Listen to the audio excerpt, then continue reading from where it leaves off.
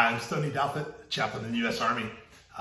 Just to let you know, we seek daily the most qualified professionals in the religious field to come in and be chaplains in the U.S. Army and the U.S. Army Reserve. We're happy to be here to share with you not only what it means to become a chaplain, but also chaplains need to be prepared to serve, fit to serve. And so today we're going to talk about the maximum deadlift in the new ACFT.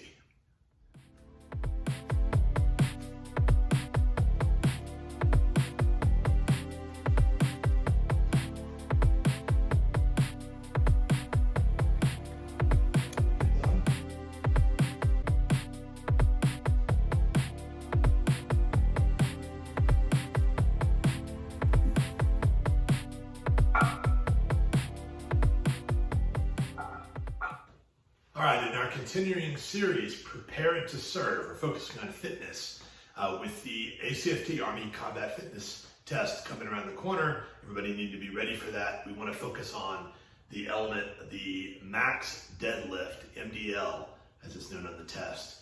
So the minimum weight, which you saw me do in the opener, is 140.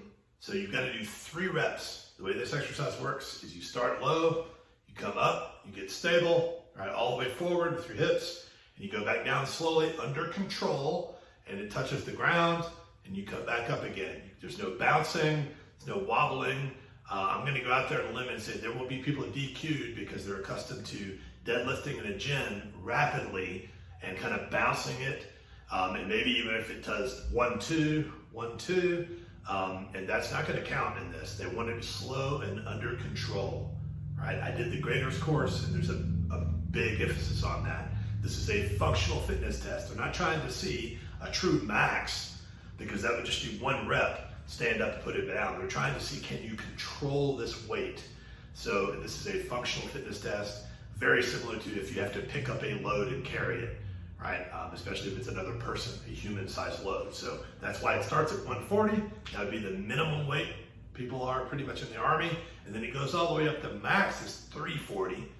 We might have some 345 or 40-pound soldiers out there, but the way the grading goes, it's 140 to pass, 180 for medium, 200 for black, which is the heavy category, and then max all the way up to 340 for more points. But if you're looking to go at one of the meat eater jobs out there, if you want to be super hood, you're going to have to get at least 200 on this, right? The bar in 245s is 140, because a hex bar is a little heavier than a regular bar, right? So if you're trying to figure that out at home, it's a hex bar, and 245s is your minimum weight, and then just add weight on to that. So what I've got in here now is the 200, and that's what I've been working for, trying to aim for that black standard in case I need to do that. At the same time, I've gone super slow doing it. When I first started this, I have to realize my limitations. As a 44-year-old chaplain who spent a lot of his life sedentary and had chiropractic issues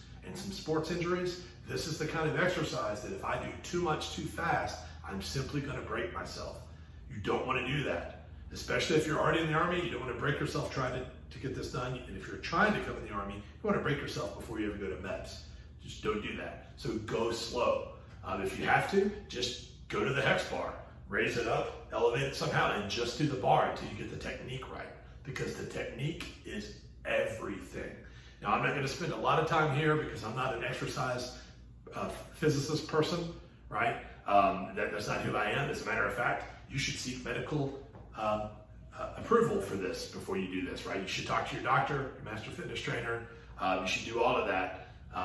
Don't listen to me, but what I have learned is technique is everything, right? So find a trainer, find somebody in your unit that knows what they're talking about. That one thing I can tell you is that keeping your back straight is paramount, right? So as you go down, you need to keep your head up, your chin up, so that leads pushing your spine in. You don't want to end up rounding your shoulders. You want your shoulders back. So that means you got to go down further with a squat to get the bar, then that's fine. And then you stand up, and it comes out here, stick your chest out, your hips out, and then go back down again. Remember, under control. So go slowly, start your weights out very small, build on. If you have to build a couple of 5 pounds a week, That's fine. You'll eventually get it. You only have to do 3 reps. It's not like you have to do 3 sets of 12. This is not that kind of bodybuilding workout. It's a functional fitness test, okay? Don't do too much and get hurt. Your grip and your shoulder strength matter on this. So I'm gonna refer back to another video I did involving the leg tuck, in which I said grip, shoulder strength, bicep strength matters. That this test is not designed to test those things, but they do matter in it. I noticed the first time that I went to do a heavier weight, the thing that gave out was not my legs and my back, but my shoulders and my hands did not want to pull the weight up. The things that were sore the next day were my shoulder all the way through my arm. So my body, my trunk was prepared to take the weight, but those supporting things were not. The faster you move and try to add on weight, the more you're gonna hurt yourself trying to do those things. Don't do that, all right? Go slow, work on your grip strength, your shoulder strength. The same exercises that work for the hanging leg tuck are gonna work for this as well for that. You can see my video for that. The truth is if you've been a gym rat your entire life and lifting, the weight to pass this is not gonna be a problem.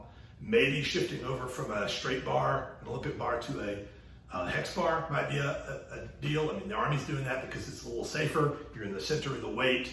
It doesn't require as much technique to do a deadlift this way, but it still does require technique.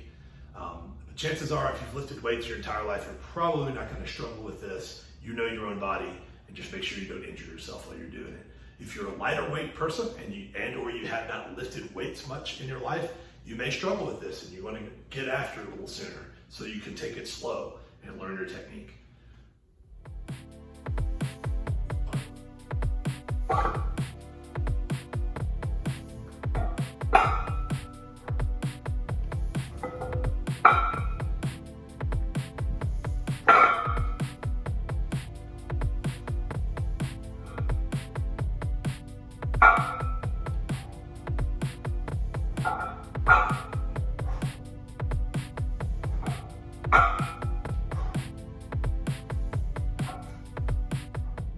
Well, thank you for watching. I hope this is helpful. And especially I hope that it's helpful for those of you that are considering becoming chaplains out there. If you are a potential future chaplain, just reach out and talk to me about that. I'm not an expert in weightlifting or exercise. That's not my expertise. I am an expert in Army chaplaincy, and especially bringing people in to the Army as chaplains, into the U.S. Army and the U.S. Army Reserve. So reach out, ask questions about that. We'll talk. And especially future chaplains, let's go out there and get prepared to serve for God and country.